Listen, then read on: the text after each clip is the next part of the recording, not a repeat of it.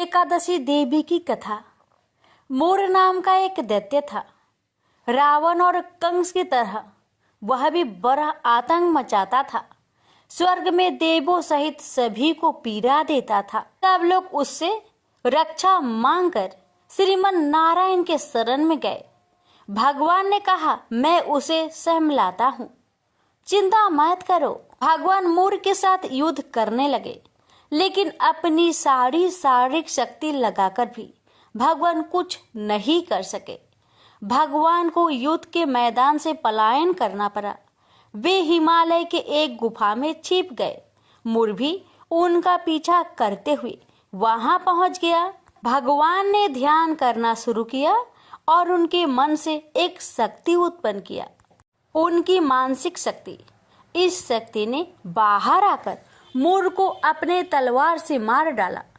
हम जानते हैं कि शरीर में 10 इंद्रियां है, 5 ज्ञान इंद्रियां और 5 कर्म इंद्रियां। 11वीं इंद्रिया है मन। संस्कृत में एकादशी का अर्थ है 11। चूंकि यह देवी, उनके मन भगवान की 11वीं इंद्रिया से निकली थी, इसलिए भगवान ने उन्हें एकादशी के नाम से पुकारा। एकादशी माता की उत्पत्ति के दिन उनके नाम से ही जाने जाने लगा। माता एकादशी की अंतिम चरण के दौरान उत्पन्न हुई थी, इसे जयंती कहते हैं। और उन्होंने द्वादशी के पहले चरण के दौरान दैत्य को मार डाला था, इसे स्मृति कहते हैं। भगवान ने घोषणा की कि एकादशी के दौरान देवी की इस महान कार्य के कारण पूरे जगत में कोई भी पाप नहीं रहेगा। लेकिन पाप तो पहले से ही है। जब उसने यह सुना, पाप पुरुष आश्रय की तलाश में इधर उधर भागने लगा। एकादशी के दौरान वह कहाँ रहेगा? वह जहां भी गया, सभी ने उसे आश्रय देने से इनकार कर दिया। अंत में अन्न यानी कि भोजन एकादशी के दौरान उसे आश्रय देने के लिए सहमत हुआ। तो एकादशी के दौरान सभी पाप के भोजन में आश्रय लेते हैं। जो कोई एकादशी के दौरान भोजन करता है, ये पाप उस व्यक्ति में प्रवेश करेंगे और रोग, समस्या, हानि, परेशानी इत्यादि बन जाएंगे। एकादशी देवी को विष्णु कन्या भी कहा जाता है, क्योंकि वह भगवान विष्णु की मानस पुत्री है। उनकी मूर्ति पूरी जगन्नाथ मंदिर और द्वारका धाम में है। भगवान के धर्म की रक्षा के लिए जितने भी अवतार है, वे सभी एकादशी के दिन ही हुए हैं, इसलिए यह इतना पवित्र दिन है। तो प्रेम से बोलिए, एकादशी माता की जय, विष्णु भगवान की जय। एक बार एक राज्य में एक राजा रहा करता था। राजा बहुत ही बुद्धिमान और बलशाली था। राजा सदैव अपनी प्रजा का बहुत अच्छे से ध्यान रखता था। प्रजा भी अपने राजा को बहुत पसंद करते थे। राजा की 2 बेटियां थी। राजा अपनी दोनों बेटियों से बहुत प्रेम करता था। राजा की छोटी बेटी देखने में बहुत सुंदर और आकर्षण थी, और राजा की बड़ी छोटी बेटी के मुकाबले थोड़ा कम सुंदर थी। राजा की छोटी बेटी 11 माता की पूजा किया करती थी, और सभी लोग राजा की छोटी बेटी से बहुत प्रेम करते थे और बहुत प्रशंसा किया करते थे। राजा भी अपनी छोटी बेटी को बड़ी बेटी से अधिक प्रेम करता था, जिस कारण राजा की बड़ी बेटी को अपनी छोटी बहन से बहुत नफरत होने लगी थी। राजा की दोनों बेटियां जब बड़ी हो गई, तब एक पड़ोस राज्य में रहने वाला राजकुमार राजा की बड़ी बेटी के लिए रिश्ता लेकर आया। लेकिन जैसे ही उस राजकुमार की नज़र राजा की छोटी बेटी पर पड़ी, तो वह राजकुमार राजा की छोटी बेटी पर आकर्षक हो गया और उससे पहली नज़र में ही प्रेम कर बैठा। उस राजकुमार ने राजा की बड़ी बेटी के साथ विवाह करने से मना कर दिया और उसने राजा से कहा कि मैं आपकी छोटी बेटी से विवाह करना चाहता हूँ। जिसके बाद राजा की बड़ी बेटी यह देखकर अपनी छोटी बहन से बहुत क्रोधित हो गई और राजा की बड़ी बेटी ने अपनी छोटी बहन को अपना सबसे बड़ा दुश्मन मान लिया। राजा की बड़ी बेटी ने अपनी छोटी बहन से बदला लेने का निर्णय लिया, जिसके लिए उसने अपनी छोटी बहन को जान से मारने का प्लान बनाया। राजा की बड़ी बेटी ने अपनी छोटी बहन को मारने के लिए सबसे पहले एक लड्डू में जहर मिलाकर अपनी छोटी बहन को दे दिया और उसको लड्डू खाने के लिए कहा। लेकिन लड्डू खाने के बाद भी छोटी बहन को कुछ नहीं हुआ। बड़ी बहन यह देखकर बहुत आश्चर्यचकित हो गई, लेकिन बड़ी बहन ने हार नहीं मानी और उसने जब रात में छोटी बहन अपने कमरे में सो रही थी तब एक मटके में सांप रखकर उस कमरे में छोड़ दिया। लेकिन सांप भी छोटी बहन का कुछ नहीं कर पाया, जिसके बाद बड़ी बहन ने अपनी छोटी बहन से कहा कि चलो हम लोग कुएं में से पानी भरकर लाते हैं, जिसके लिए वह अपनी छोटी बहन को पानी भरने के बहाने कुएं के पास ले गई और उसने अपनी छोटी बहन को कुएं में धक्का दे दिया। लेकिन छोटी बहन को तब भी कुछ नहीं हुआ, क्योंकि हर बार 11 माता उसकी रक्षा कर रही थी और उधर बड़ी बहन अपने सारे प्रयासों के बाद असफल हो रही थी, जिससे वह बहुत क्रोधित होती जा रही थी। फिर उसने अपनी छोटी बहन के पास जाकर उससे खुद ही पूछा कि मेरी छोटी बहन, तुमको पता है भगवान ने सबकी मृत्यु एक निश्चित समय पर लिखी हुई है और कैसे तुम्हारी मृत्यु होगी, क्या यह तुम जानती हो? तब छोटी बहन ने अपनी बड़ी बहन को बताया कि हाँ, मैं तो जानती हूँ मेरी मृत्यु कैसे होगी। छोटी बहन से यह सुनकर बड़ी बहन मन ही मन बहुत प्रसन्न होने लगी और उसने अपनी छोटी बहन से कहा कि तो मुझे अपनी मृत्यु का राज बताओ। छोटी बहन ने अपनी बड़ी बहन से कहा कि मेरी मृत्यु तो एक तोते में है, जो तोते के गले में एक हार है, उससे मेरी मृत्यु होगी। जब कोई भी व्यक्ति तोते को मारकर वह हार अपने गले में पहनेगा तो मैं मूर्छित हो जाऊंगी, और जैसे ही उस हार को अपने गले से उतारेगा तो मैं वापस से जीवित हो जाऊंगी।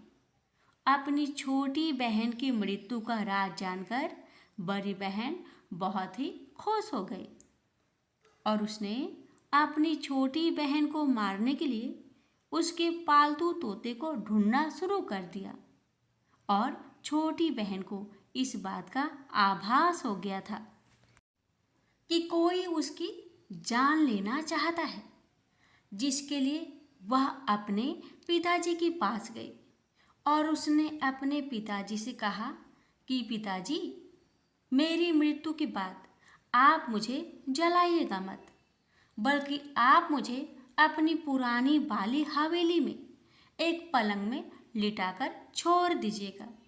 अपनी छोटी लड़की की यह बात सुनकर राजा बहुत आश्चर्यचकित हो गए। राजा ने अपनी छोटी बेटी से पूछा, बेटी, तुम ये क्या कह रही हो? तब राजा की छोटी बेटी ने बताया, पिताजी, समय किसी के लिए नहीं रुका है, कब क्या हो जाए किसी को कुछ पता नहीं है। और फिर राजा ने अपनी छोटी बेटी से कहा कि तुम ऐसी बातें क्यों कर रही हो? 3 दिन में तो तुम्हारा विवाह है। लेकिन छोटी बेटी ने अपने पिताजी को ऐसा करने पर मजबूर कर दिया और उनसे वचन ले लिया। राजा ने भी अपनी छोटी बेटी की बात स्वीकार कर ली और 2-3 दिनों के बाद जब शादी का समय आया तब राजकुमार बारात लेकर राजा के घर आया और राजकुमार और राजा की छोटी बेटी का विवाह शुरू हो गया। जैसे ही राजा की छोटी बेटी राजकुमार के साथ फेरे लेना शुरू करती है, तो उसकी बड़ी बहन अपनी छोटी बहन के कमरे में जाकर उसके तोते को पकड़ लेती है और उसको जान से मार देती है। तोते के गले में जो हार था उसको अपने गले में धारण कर लेती है। जैसे ही बड़ी बहन उस हार को अपने गले में धारण करती है, तो उधर छोटी बहन 3.5 फेरे ही ले पाती है और वहीं पर बेहोश होकर गिर जाती है। जिसके बाद राजा ने बड़े बड़े दर्द हकीमों को बुलाया और अपनी छोटी बेटी का इलाज करने के लिए कहा। राजा की बात सुनकर वैद्य ने छोटी बेटी को जब चेक किया, तो राजा को बताया कि आपकी छोटी बेटी ना तो जीवित है और ना ही मरी हुई है। यह मैं ऐसा पहली बार देख रहा हूँ। राजा ने वैद्य और हकीम को यह बात बाहर बताने से मना कर दिया और उनको कहा कि अगर तुमने यह बात किसी को बाहर बताई तो हम तुम्हें फांसी दे देंगे। राजा ने अपनी छोटी बेटी को पुराने महल में ले जाकर एक पलंग में लिटा दिया और वहां पर कुछ सैनिक को तैनात कर दिया। वापस अपने महल पर आ गया। राजा की बड़ी बेटी अपने पिताजी के पास आई और कहने लगी कि पिताजी, अगर यह शादी संपन्न नहीं हुई तो आपकी इज्जत का क्या होगा? आप कहे तो आपकी इज्जत बचाने के लिए राजकुमार से शादी करने के लिए तैयार हूँ। जिसके बाद राजा ने अपनी बड़ी बेटी की बात मान ली और राजा ने बड़ी बेटी को छोटी बेटी की कपड़े पहनाकर मंडप पर भेज दिया। लेकिन राजकुमार यह जान गया कि यह राजा की छोटी बेटी नहीं, बल्कि यह राजा की बड़ी बेटी है। लेकिन जब राजकुमार ने शादी करने से मना किया, तो सभी लोगों ने राजकुमार को विवश करके राजा की बड़ी बेटी से बचे हुए फेरे को संपन्न करा दिया और विवाह करवा दिया। जिसके बाद राजकुमार राजा की बड़ी बेटी को अपने महल ले गया। राजकुमार राजा की बड़ी बेटी से ना तो बात करता था, न ही उसको पसंद करता था और ना ही उसके आसपास भटकता था। और राजकुमार ने यह फैसला लिया था कि वह अपनी प्रेमिका को ढूंढ कर रहेगा और यह जानकर रहेगा कि उसके साथ हुआ क्या है। एक दिन राजकुमार अपने घोड़े पर सवार होकर राजा के पुराने महल के पास पहुंच गया, जहां पर उसने कुछ सैनिकों को देखा। महल के पास पहुंचकर राजकुमार ने जब महल को ध्यान से देखा, तो वह समझ गया कि यह तो हमारे ससुर जी का महल है। तब राजकुमार ने सैनिकों से पूछा, तुम लोग यहाँ क्या कर रहे हो और इस महल के अंदर उस पलंग में कौन लेटा है? जिसके बाद सैनिकों ने बताया कि जहाँ पर राजा की छोटी बेटी लेटी है। यह सुनकर राजकुमार बहुत प्रसन्न हो गया और वह तुरंत अपनी प्रेमिका के पास पहुंच गया और उसकी सेवा करने लगा। जैसे ही रात हुई तो राजा की छोटी बेटी उठकर खड़ी हो गई।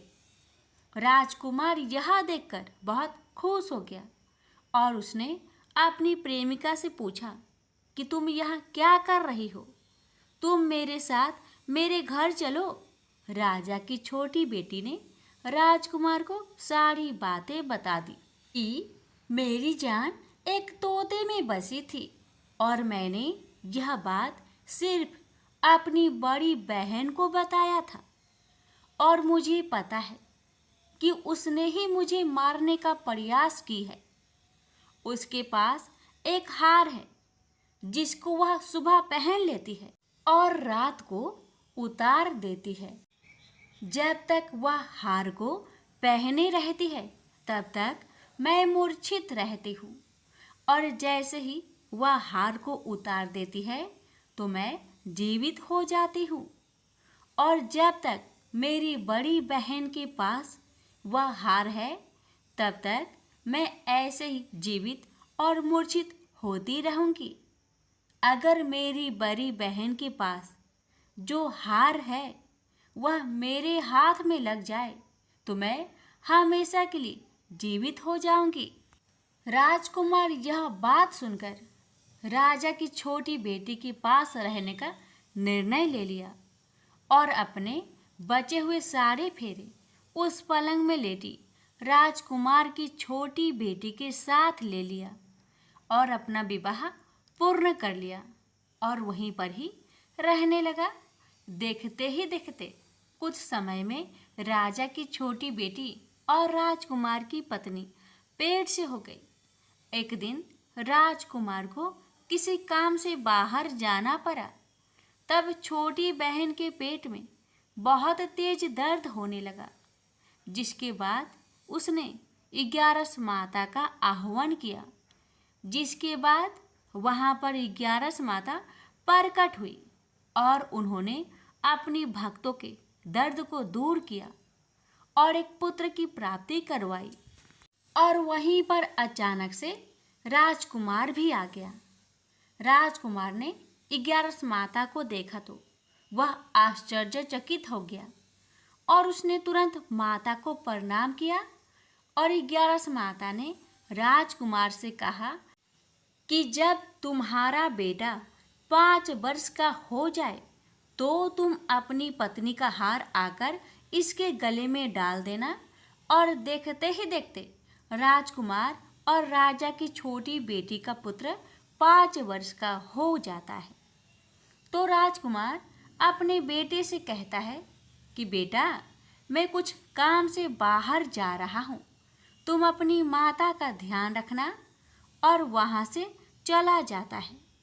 राजा को बाहर निकलता देख बड़ी बहन के सैनिक देख लेते हैं और बड़ी बहन को जाकर सारी बातें बता देते हैं।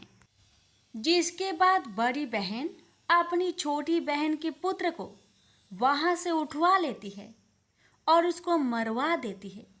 छोटी बेटी के पुत्र को 2 टुकड़े करवा देती है। पहला टुकड़ा चक्की के पास छुपा देती है और दूसरा टुकड़ा अपनी पलंग के नीचे रख देती है। अब 11 माता भिखारी का रूप लेकर आती हैं।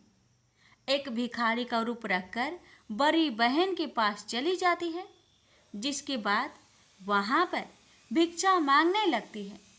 बड़ी बहन अपने नौकरों से कहती है कि जाकर भिक्षा दे दो। लेकिन जैसे ही नौकर 11 माता को भिक्षा देने के लिए जाते हैं तो माता उन्हें मना कर देती है और कहती है कि मैं तुम्हारी महारानी से ही भिक्षा लूँगी। जिसके बाद बड़ी बहन स्वयं ही भिक्षा देने के लिए माता के पास आती है। तब माता एक बिल्ली का रूप लेकर उसके कमरे में चली जाती है और वहाँ पर छोटी बेटे के पुत्र को 2 टुकड़ों को आपस में जोड़ देती है और उसे जीवित कर देती है और उसे वहाँ से ले जाती है। राजकुमार अपने बेटे को लेकर अपनी पत्नी के पास जाता है और उससे कहता है कि तुम इसका ध्यान रखना। अगर तुम इस बच्चे को अच्छे से ध्यान रखोगी तो मैं तुमसे बात करूँगा। एक दिन राजकुमार अपने बच्चे से कहता है कि तुम मम्मी से उनके गले का हार मांग लो।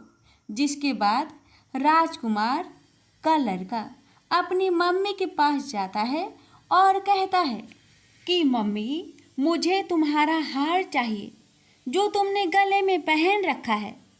यह सुनकर पहले तो बड़ी बहन बहुत क्रोधित होती है, पर उसको यह याद आता है कि राजकुमार ने कहा था कि अगर मैं इस बच्चे का ध्यान अच्छे से रखूंगी तो वह मुझसे बात करेंगे।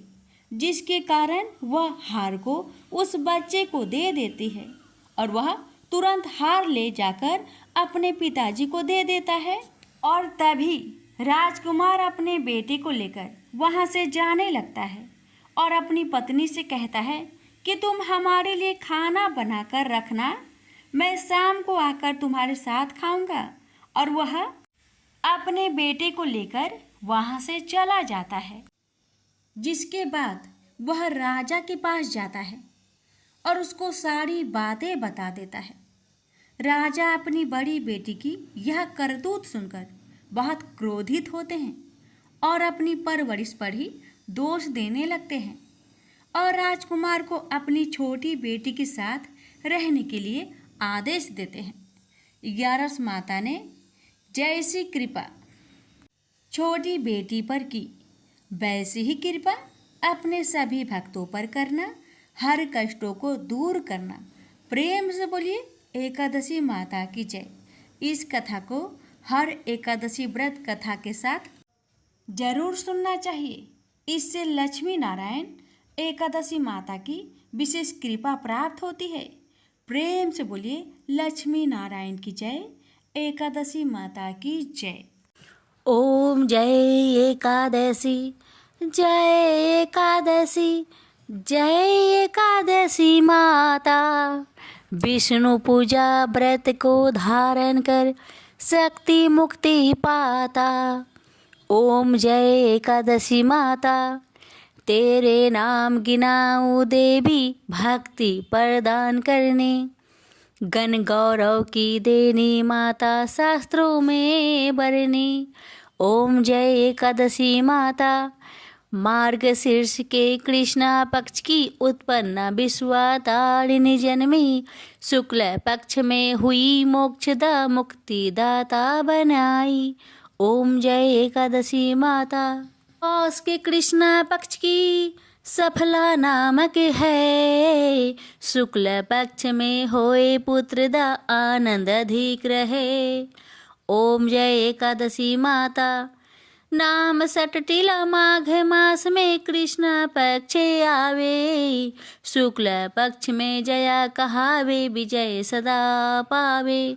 ओम जय एकादशी माता, विजया फाल्गुन कृष्ण पक्ष में शुक्ल आमल की, पाप मोचनी कृष्ण पक्ष में चैत्र महाबली की।